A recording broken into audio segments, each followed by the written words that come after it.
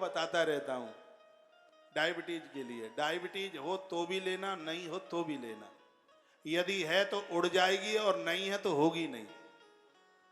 काली जीरी 50 ग्राम और अजवाइन 100 ग्राम और सुनिए मेथी 250 ग्राम, उसको भून करके अलग अलग भून करके फिर उसका पाउडर बनाकर सुबह शाम गर्म पानी से लें। तो हमारे मन में ऐसी बात आई कि भगवान की कृपा से कभी भविष्य में नहीं हो। कल किन्हीं वक्ता जी से हमारी बात हुई फोन पर, अच्छे वक्ता है, नाम तो नहीं बताऊंगा। वह पूछ रहे थे कि महाराज क्या बताएं, डायबिटीज बहुत हो गई है। मैंने कहा कितनी हो गई है? कहते हैं खाली भोजन करके 356 और खाली पेट 215। मैंने कहा तो मरने के काम है।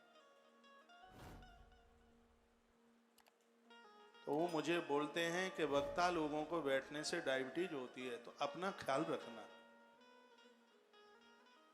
मैंने कहा महाराज जी आपके लिए बहुत बहुत धन्यवाद, लेकिन इस चीज को आप लीजिए।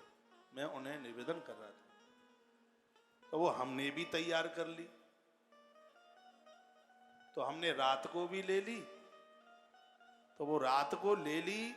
अब उससे मुझे ऐसा लगा कि वो मुझे गर्मी कर रही है, गर्मी का टाइम है। रात को ली मैंने सोते टाइम। तो जिस समय मैं आपको ये बोल रहा था कि आज मुझे कथा जल्दी छोड़नी है, तो और मैंने ये भी कहा था काम कुछ भी नहीं है, मुझे यहाँ बैठे हुए चक्कर जैसा आ रहा था। तो मुझे ऐसा लग रहा था कि ये मुझे उसी के द्वारा चक्कर आ रहा है, क्योंकि मैं कुछ लेता तो हूँ नहीं, दूध पी रहा हूँ। तो खाली पेट हो सकता है कि उसकी वजह से मुझे कुछ ऐसा यहाँ लगा कि मैंने वो लेना शुरू किया है, तो उससे मुझे ऐसा कुछ लग रहा था कि मुझे यहाँ बैठे बैठे कुछ चक्कर आ रहा है, ऐसा मुझे एहसास हो रहा था।